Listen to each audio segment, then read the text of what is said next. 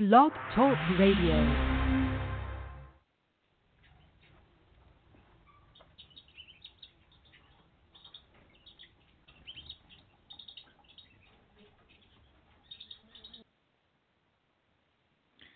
Hello, everyone. I'd like to welcome all of you back to Ohio Exopolitics.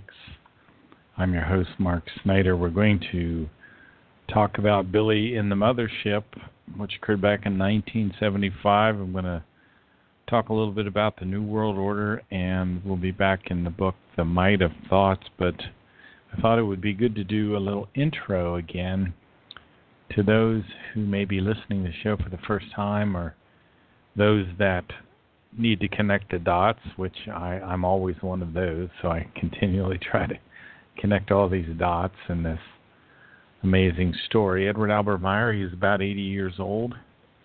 He lives about 45 minutes east of Zurich in Switzerland. It's in northern Switzerland. He lives in a tiny mountain village called Hinterschmid-Rüti, which is in the pine forests and the snow-capped mountains of Switzerland.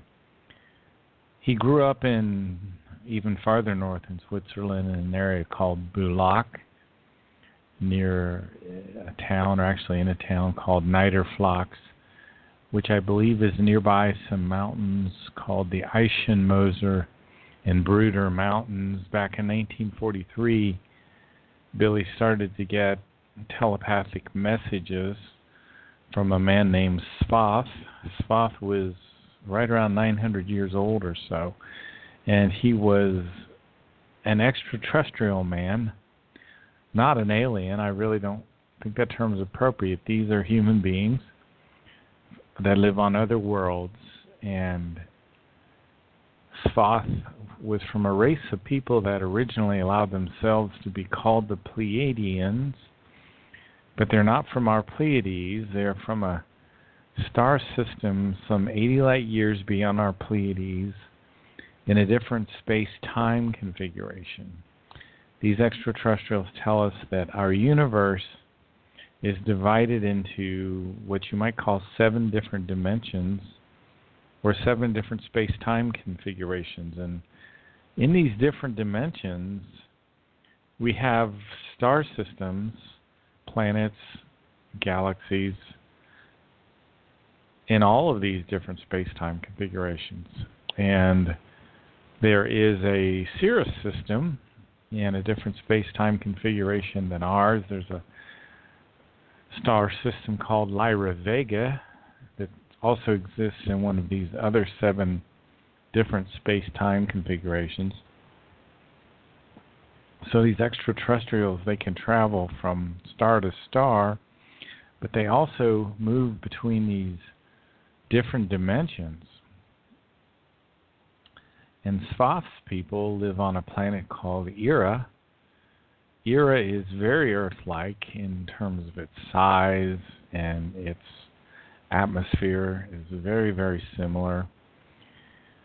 The people on Ira haven't had war for something like 20,000 plus years. They're in what's called the 5th stage of human evolution, where many of their people hold the title of Ishwish, or King of Wisdom. And at that stage, people have really mastered all the knowledge of what's called the creational natural laws, the laws of the universe. They control their thinking, and they live very prosperous lives. And they're at the evolutionary stage where they are starting to lose the need for a body even. And the people on Ira are very, very highly evolved. They don't use money anymore. They don't create roads. They don't drive cars. They have a shared asset scheme. The transportation moves above the surface, so they don't scar their planet with roads. There's no roadkill. They don't mine their planets that they live on for oil or gas or anything of that nature. They live in perfect harmony with their world, which means their planet is forests everywhere. And they keep their population low, right at about 500 million. And that's one of the creational natural laws. The other law they're very aware of is the law of reincarnation. And they understand that the spirit form of a human being comes back many, many, many times with different personalities and lives different lives. And the purpose of our life is the evolution of our conscious awareness, because there's the highest intelligence in our universe is something called the universal consciousness, and it creates spirit forms in order to help it evolve. So our spiritual consciousness, our spirit form, lives many, many lives. We evolve through 7 evolutionary steps that progress over millions and even billions of years.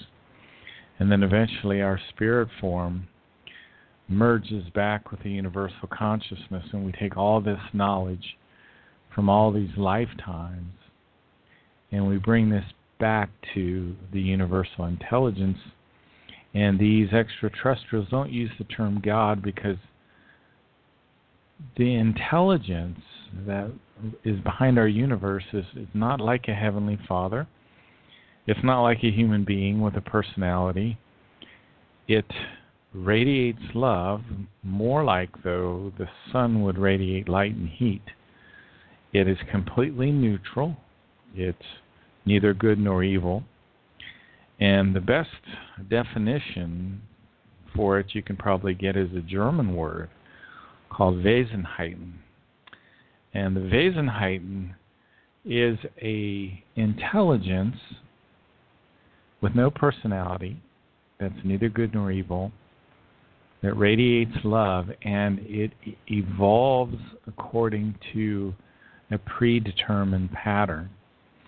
So the universe goes through fixed steps in its evolution, and our universe is in the first stage of its evolution. It's 46 trillion years old. It was created in something that we call the Big Bang. The Meyer information calls this the Zohar. And our universe has been expanding for 46 trillion years. And planets are being formed, and some planets have life, and some planets have intelligent life. And this process goes on because of the evolution of the universe itself. And it has its own evolutionary process that it goes through. It will continue to expand for the next 155 trillion years. And it goes into its contraction phase, which will end, and then the universe goes through what's called a sleep time, and then the next stage of its evolution begins. So the purpose of our lives, and I say lives and many lives, is to evolve our understanding, and we eventually bring that intelligence back to the universal consciousness. We're kind of boots on the ground for the universe, so to speak. Now, these extraterrestrial humans that Billy met with, they were very aware of his particular spirit form. Every human has a spirit form. It's the real you. It's also called your innermost creational personality. It centers in an area of the middle brain called the superior colliculus. And the spirit form is called the Geist form in the German, and it enters into the body of the child 21 days before the sperm, or after the sperm fertilizes the egg, and it brings with it a new consciousness. And the spirit form goes in the superior colliculus, that's the middle brain, where all of the senses are integrated, where the eyesight occurs, And its energy goes out through the whole body in what's called a lattice structure, and it causes the heart to beat, and the child is alive again, even though the material consciousness is completely undeveloped at this point. But in the wisdom of the spiritual consciousness has all the accumulated knowledge from all the previous lives. And Billy has written many books, 50 books.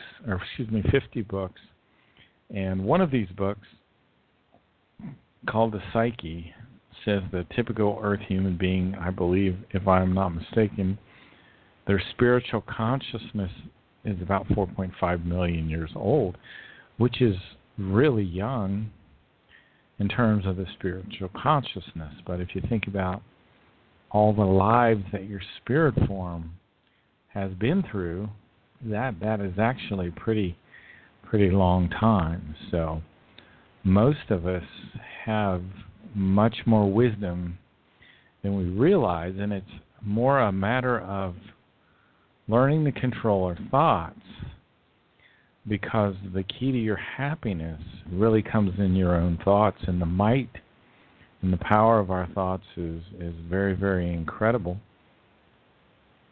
So when Billy was a young boy growing up in Bulak and Niederflachs in northern Switzerland, he started to get these telepathic messages right around 1943, and eventually up around 1945, Svath landed his ship in a field, and young Billy was brought up into the ship by some technological means, and he would always say it was as if being lifted up by ghostly hands.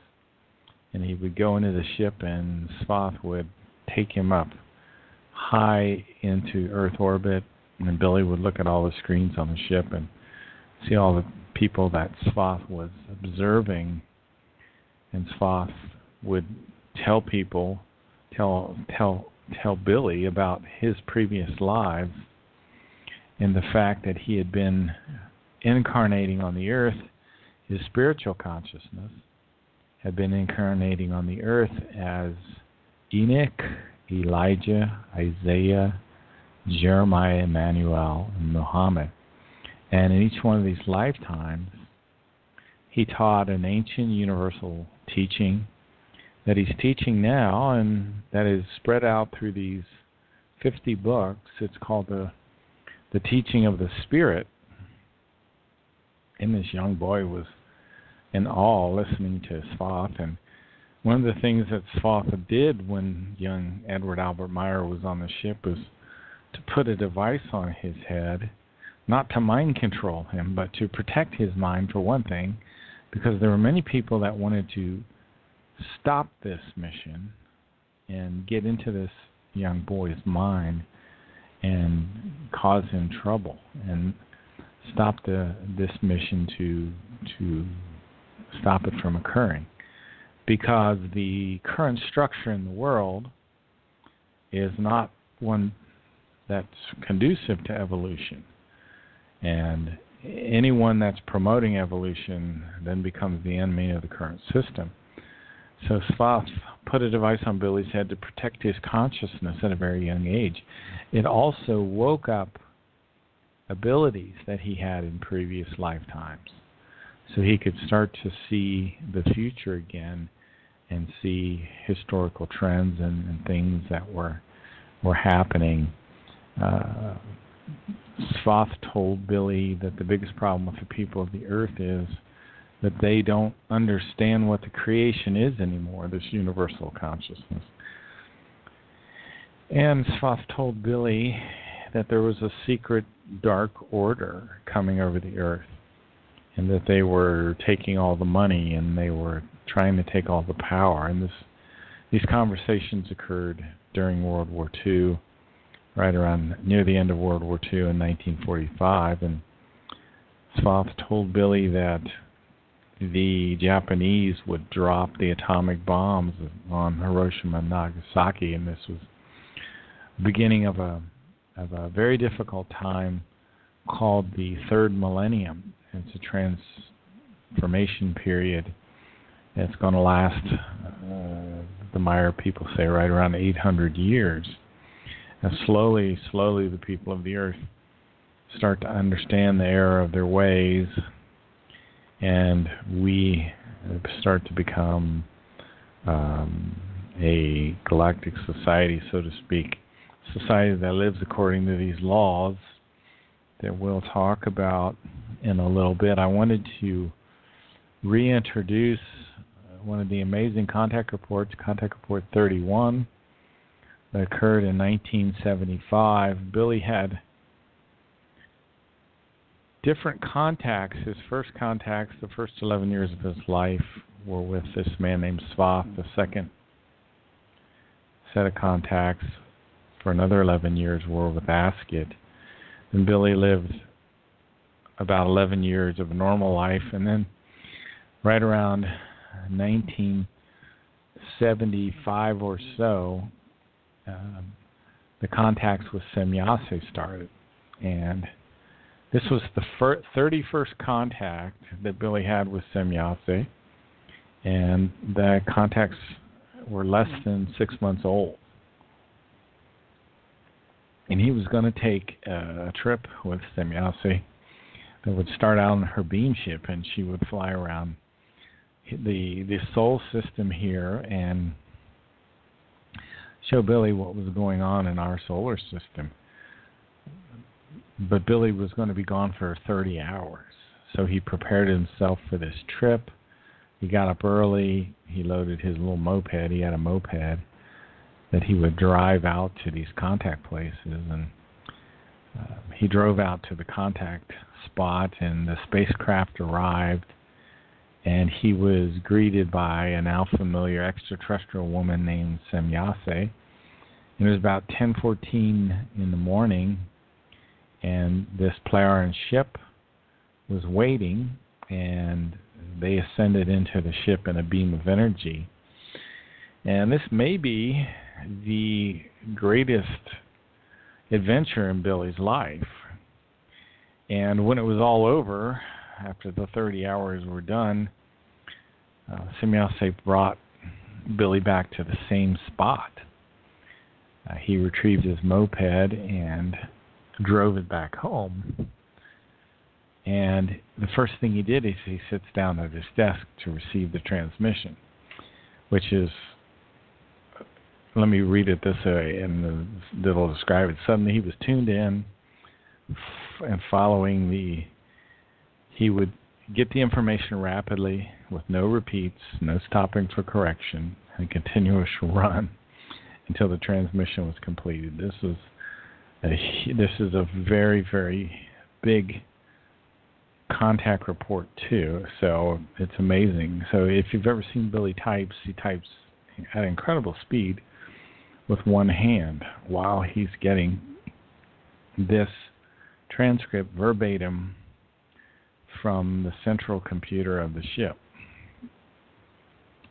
One of the first things that Semjase and Billy did was go to Venus.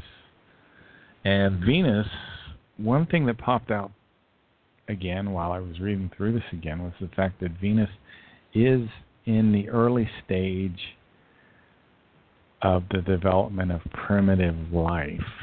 Now let me read what it says here. But don't be disappointed by the appearance of this world. This is Semjase speaking. The planet is in a stage of early development of primitive life, which is pretty amazing if you think about it.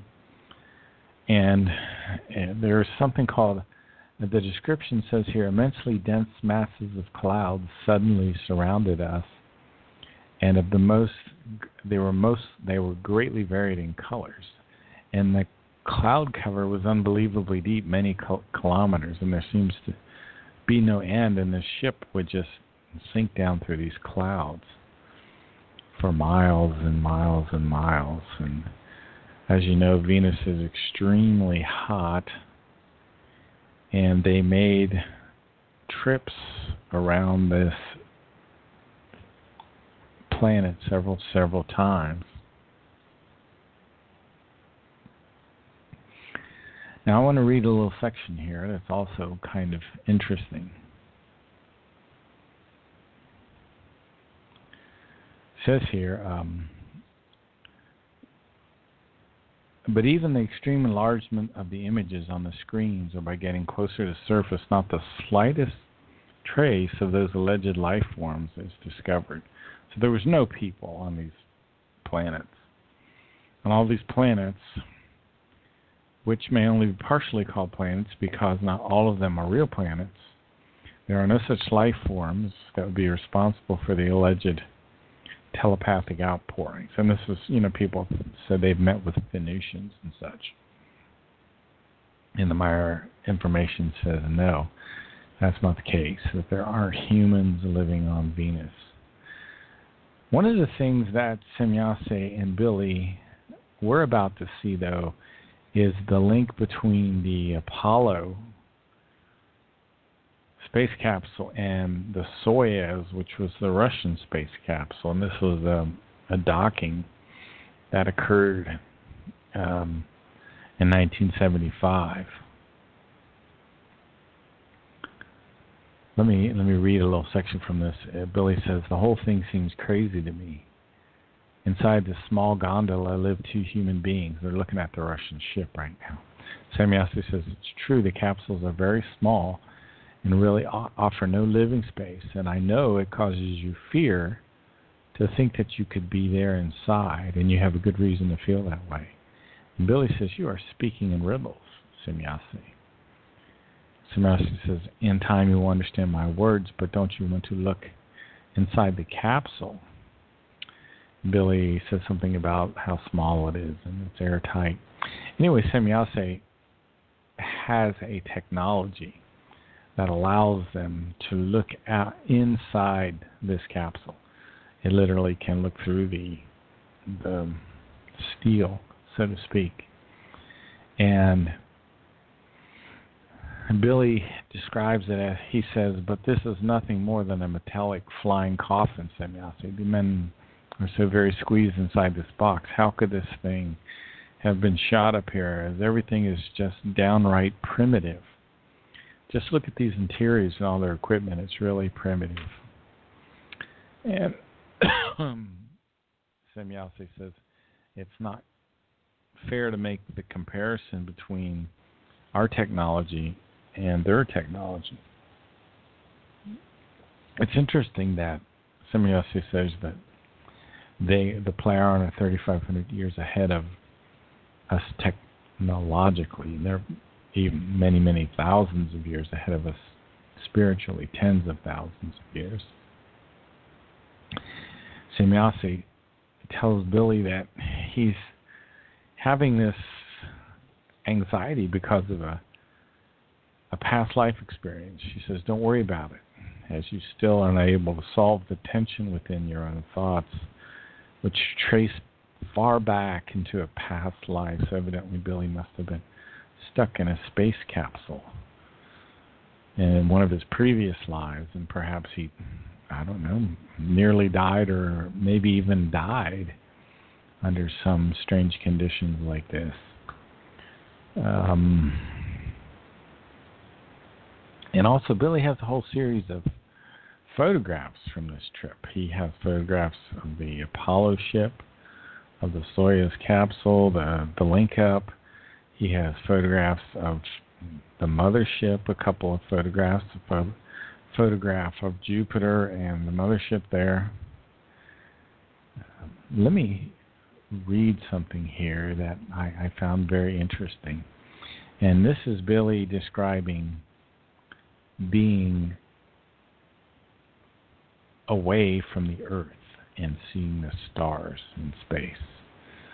And he says the following: without another word, she sets the beamship in motion again, and already a few minutes later the Earth has shrunk to the size of a large light object, shimmering bluish through space.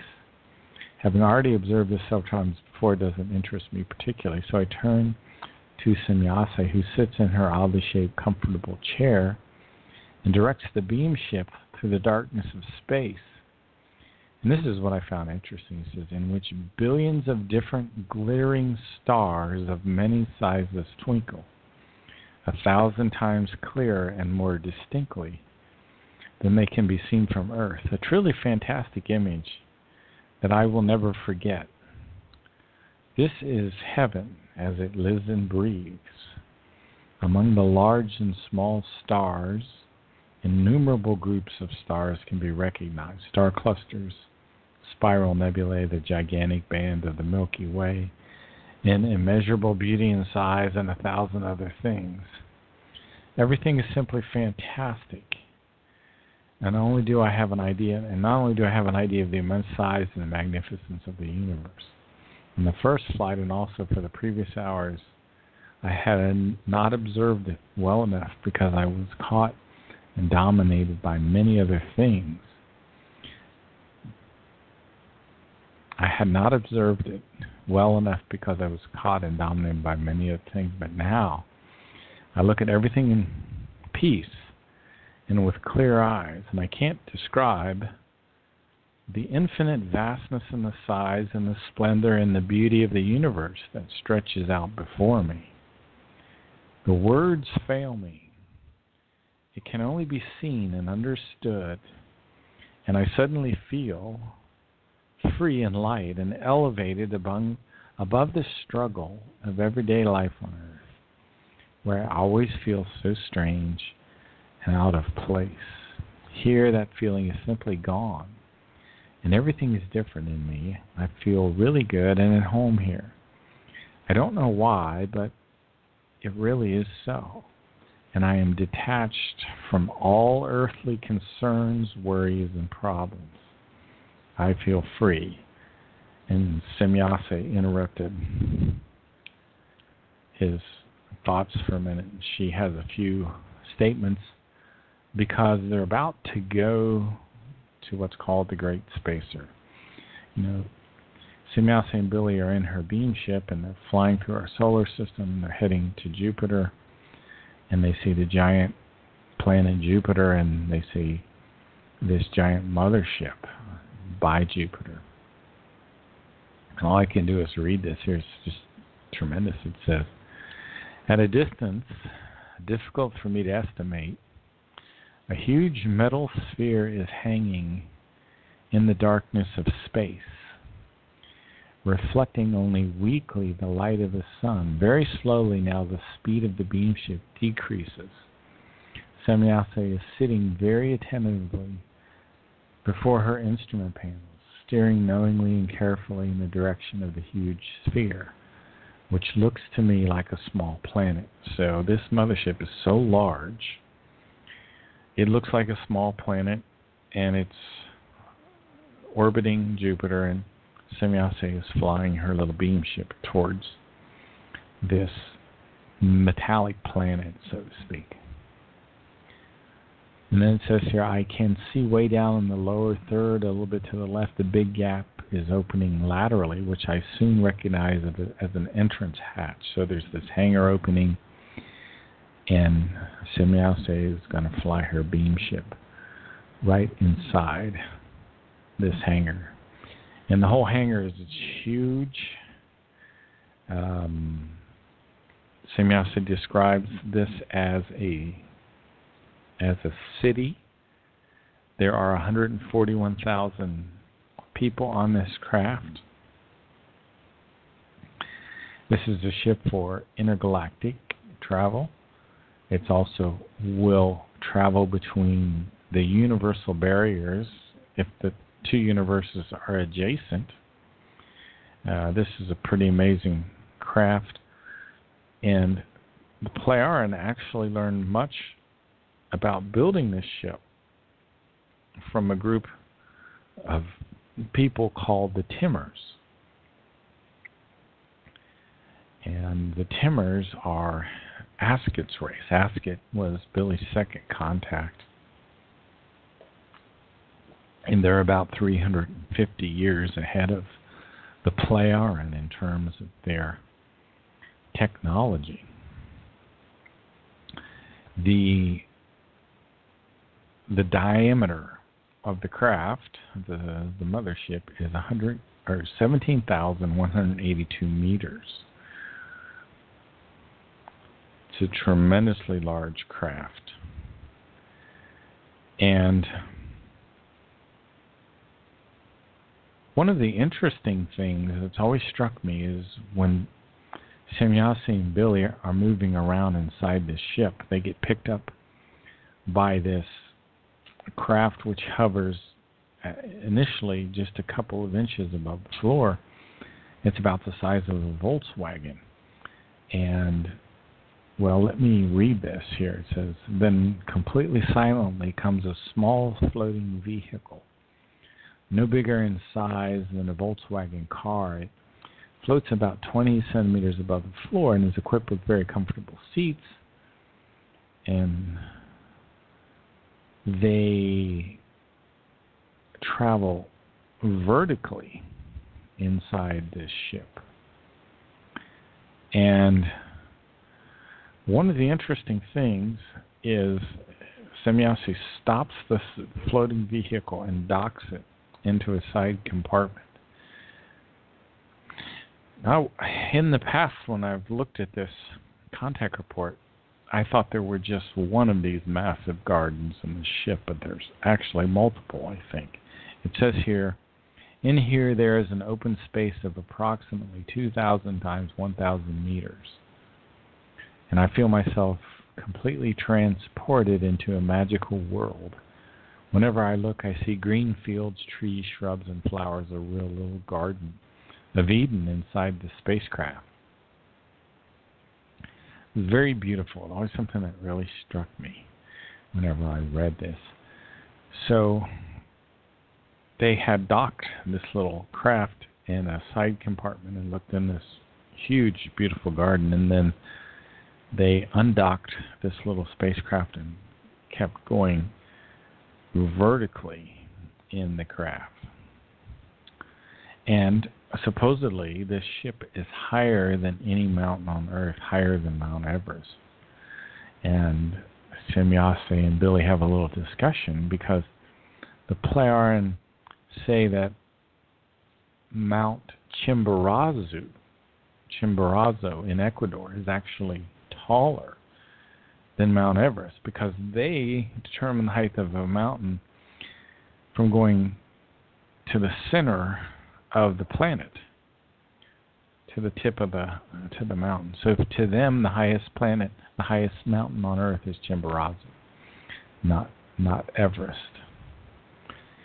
Which is, and they also say, Semjase said this. Let me read this. She said, "You said fabulous. The mountain is indeed surrounded by many myths and legends in earlier times, and has played an important role in the activities of extraterrestrial intelligences." So this would be something to try to research a little farther.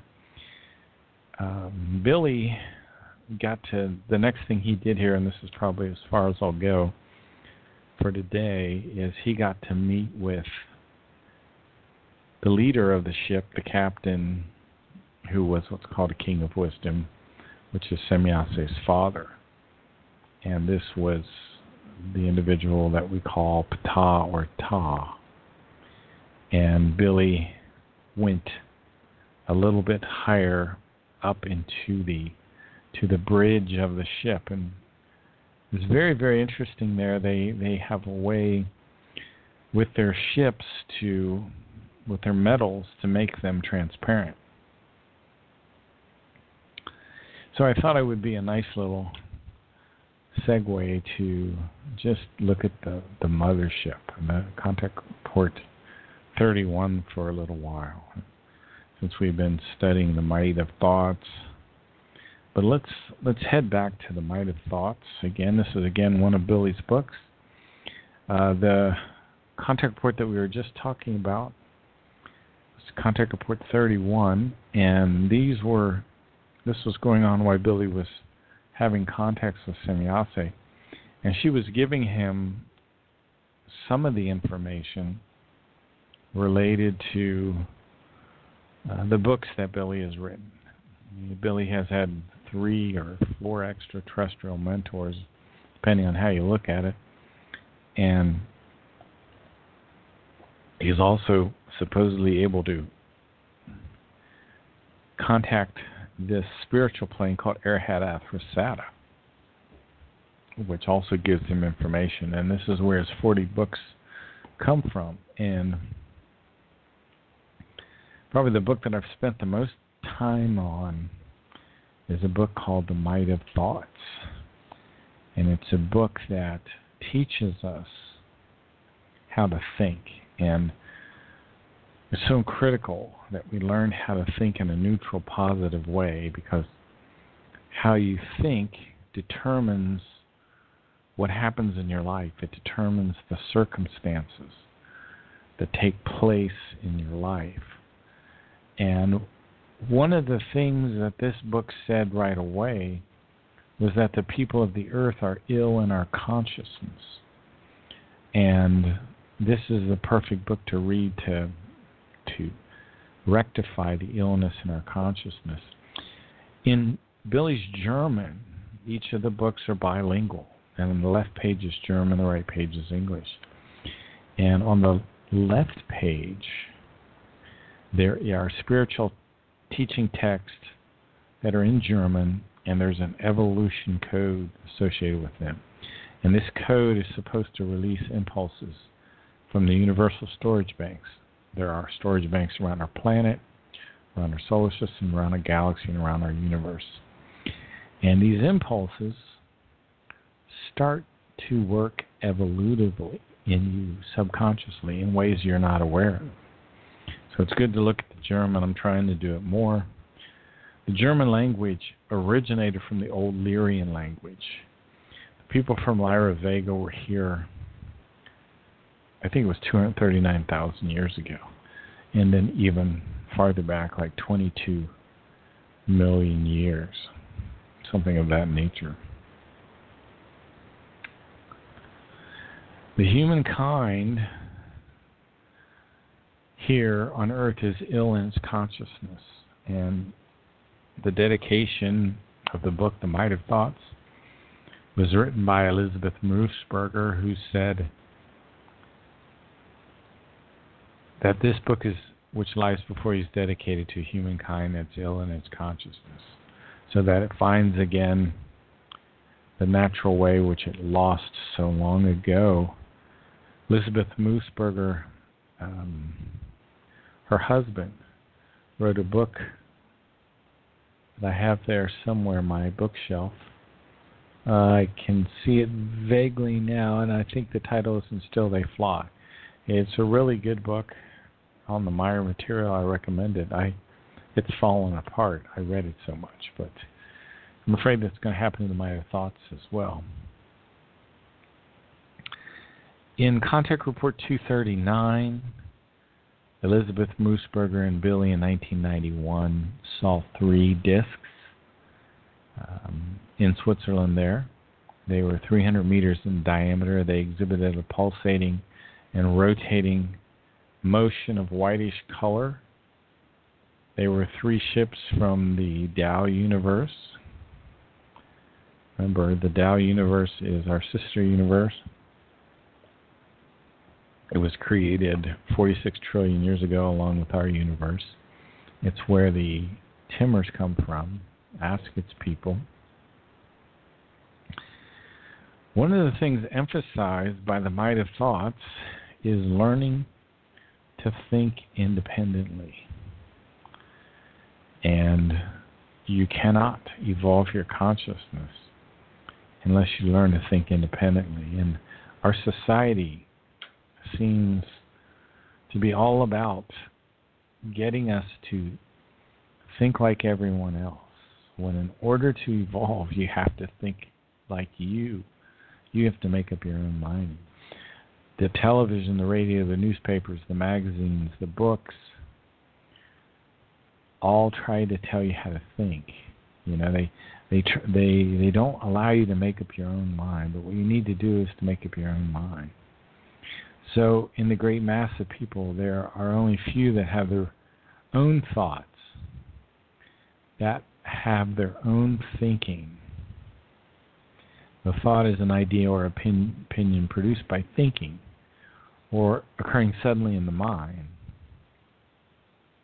And the mass media is dumbing down the people of the earth. And one of the things that we've been discouraged about is we've been discouraged away from logic. And we should, in fact, learn to think logically. The religions of the earth have told us not to think logically and not to think independently. But if we don't think logically, then we can get very bad out of the control of the good human nature. It's called sartan, which is not the best pronunciation. But we are the forger of our fortunes. All the human being's might is anchored in his or her thoughts. So you are the forger of your own fortune. You're the creator of your own destiny. You create your own good luck by your good thoughts. Your good thoughts produce good feelings. Your good feelings produce good habits. Your good habits, your good thoughts, your good feelings produce good circumstances in your life. Your external circumstances are mostly caused by your thoughts. Now you can have conscious thoughts or you can have unconscious thoughts. And we all have some unconscious thoughts, but do your best to control your thoughts, to be neutral, positive, equalized in your thinking. So you're balanced. So you don't get too positive and you don't get negative. Don't ever get negative. Be confident, be optimistic, be relaxed, cheerful, enthusiastic, be in harmony, be persistent, persevere, endure. Tell yourself you're calm, you're satisfied. You're the creator of your own morality, your own character, your entire personality. You are the creator of your psyche, the smith of your entire destiny, the smith, the creator of your life circumstances, your environment. Your consciousness is like a garden. You need to clarify your thoughts, your good thoughts. Clarify them. Repeat them. Make them less confused. Think about your thoughts. Meditate on them. If you feel confident, tell yourself why. Make it clear. Get rid of the confusion and the uncertainty in your thoughts. Make your thoughts free from ambiguity. Confusion means to pour together, to mingle together. So with confusion, the boundary between things are lost, and the distinction between things are lost. So have clarity in your thinking, and that's one of the important aspects of the Meyer information. And I have been working over and over again on a particular page in the Might of Thoughts called, it's page 224, and it deals with a German term called Lebenskraft, which is the life power. And it says in English, therefore it is necessary to search for the source of the life power and to develop the power in order to have a reliable life potential upon which you can depend, therefore in which you can completely trust. So we're told to search for the source of this life power, and the life power is in your consciousness. You have certain thoughts which radiate neutral positive in your consciousness, and we're told to search for the source of that life power. So analyze your thoughts and find the thoughts and the activities, because they kind of go hand in hand. Certain activities will have a positive impact on your thoughts. And that's one of the things that I've found lately is find those activities, and exercise is critical, at least for me, to stimulate the thinking that brings in this life power. The source of the life power, which must be created by oneself, lies in the consciousness, that is to say, in its thoughts, which must be formed, tended, and nurtured in such a way that they correspond to a progressive, kind, and wise, equipped with a zeal for life and intention and endeavor and ideal. There's a lot to break down here. So, this is in contrast to when tangled ideas confuse the thoughts and go abruptly from one extreme to another, causing a misdirection of the thoughts, which arises and which can trigger emotions. Let's go back over that again, because this happens to all of us. We get tangled ideas and our thoughts get confused. Tangled can be defined as twisted together, untidy, matted. It also means confused, jumbled, mixed up, messy, chaotic. Tangled can mean to bring together in a mass of confusedly interlaced or intertwisted threads. Tangled means a twisted mass, a snarl. Tangles are untidy. They are not in order. So what do these tangled ideas do? And notice they're ideas. They're I-D-E-A-S. They're not completely developed. Keep that in mind. So your ideas, which are underdeveloped, they're unripe, you haven't thought them through yet, they'll confuse your thoughts. They'll make your thoughts go from one extreme to another. They'll cause a misdirection of your thoughts. They'll trigger emotions. And emotions are different than feelings. Emotions are dangerous. Emotions rage out of control. And they can lead to manslaughter and murder. And when you have these uncompletely formed thoughts, these ideas, and they trigger emotions, they run all the room for virtue and rationality. It's out of your consciousness. And irrational and virtuelessness start to govern in your consciousness. And you cannot set what's called a zeal. And in the Meyer information, the zeal is called life determination. It's more than a goal. It's bigger than that. It deals with your evolution. So once you get into this confused state, you're not able to set a zeal. You can't even imagine them.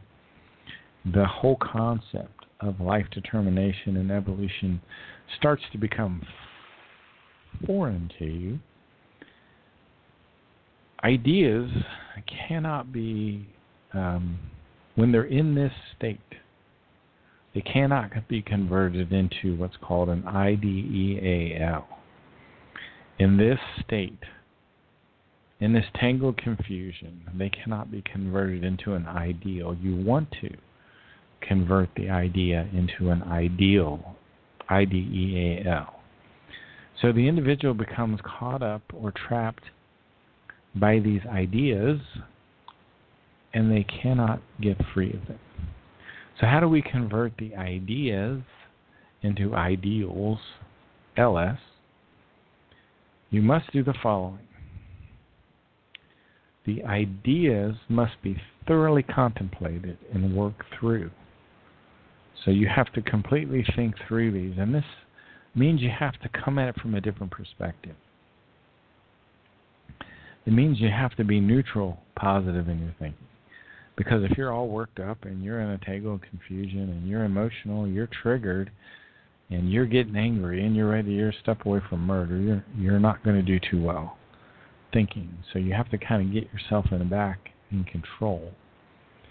Now here's part of the issue. Recognize that you have values and unvalues in the ideas. So an unvalue is something that, for example, a sociopath or a psychopath has a hard time having deep feelings for people. That's an unvalue that that psychopath has. Also, the inability to be logical, the inability to be rational. These are unvalues, and they are very destructive. These unvalues. I'll have to look. I was scanning my notes quickly here.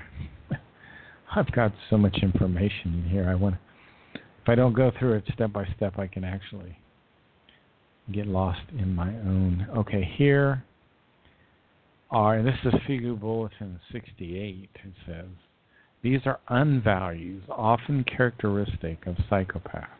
When we get into a psychopathic state, all of us do. Lack of logical decisions, lack of rational conduct, frequent change of sexual partner, boredom, parasitism, manipulative behavior with regard to fellow human beings. This is always the one that always was a warning sign to me. When I see someone manipulating others or manipulating me, this is a warning. So, and the Meyer information says the endorsement of torture is also an unvalue. So something so we value things, these unvalues, and these cause tangled ideas in our consciousness. So we want to recognize that we have values and unvalues. We want to handle values and unvalues in the ideas, and we want to keep our life moving towards evolutive striving. And we need to shape our ideas so we get the unvalues out of our ideas, but just have values that are progressive and higher. And the other thing we have to start to do is create an evolutive attitude. And we start to conform to that evolutive attitude. And it will just tell you, be neutral. Just be neutral. Be neutral. And you'll start to create a inner persistence, and your ideas, IDEAS, will be transformed into ideals, IDEALS, and then they'll start to be brought to fruition. So the power and the thoughts of the consciousness then can lead to education, learning, and to knowledge. So that is a very quick overview of some of the important ideals in the book, The Might of Thoughts. And I thought in the last few minutes of the show, I would talk a little bit about what's called the New World Order.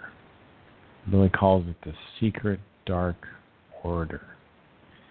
And what does the New World Order want to do? It's a group of the most powerful people in the world, and they are working to create a world government which will dictate all policy of every country, a world central bank which will dictate global finance. They want to dictate a world currency. There will be no physical money, just entries in a computer. They want a world army to impose the will of the world government. They want a microchip population. Don't allow them to put a microchip in you, whatever you do. Refuse the microchip. Go back to doing what you were doing, but don't take the microchip, whatever you do. They want a world government, a cashless society. They want an Orwellian state. George Orwell identified this. He wrote a book called 1984. I could never finish it. It was so depressing. Take my advice. It is what they're trying to do. They're using propaganda, surveillance, misinformation, denial of the truth. They've hidden so many things in history from us. It's incredible. They want a microchip population. And Billy has talked about the microchip in Figure Bulletin number 2. And this kind of goes along with something called the Deep Space Monitoring System. And America has satellites now which monitor everyone. And they want to implant a coded chip into you so that they can control you, control your emotions, control your thoughts. Very scary thing, what's going on right and very in the front of us. And as a part of this whole New World Order study, I want to talk a little bit about secret societies. We don't have a lot of time, but it's very interesting. So there has been a knowledge, a very advanced knowledge that has been in our civilization. It's been hidden because, and I've told you, my material talks about 150,000 years ago, a man named Pelagon living on the earth and brought a whole civilization, extraterrestrial humans here. Then the Atlantis and Lemuria started about 132,000 years ago. These societies destroyed themselves and almost destroyed the planets. Some of this knowledge, I believe, that is talked about, I think came from these earlier civilizations in the distant past. And the center of these secret societies is in London. And different countries have different branch managers. And in the United States, we have a guy named Rockefeller. So the same policies and structures, they exist all over the world. Billy calls it the secret dark order. He says what they want to do is take away our self-determination. And he explains it as a consciousness-conditioned tyranny. So they are conditioning our consciousness. So the world is controlled by very few people. The Windsors controlled England. The Windsors are part of what's called the black nobility bloodlines. The founding fathers of the United States were some of these people. Benjamin Franklin was an agent of the British Crown. He was involved in blood drinking and human sacrifice organizations in Britain. He had a home on 36 Craven Street in London, and bodies were found buried under the home of Benjamin Franklin. He was one of the founding fathers of the United States.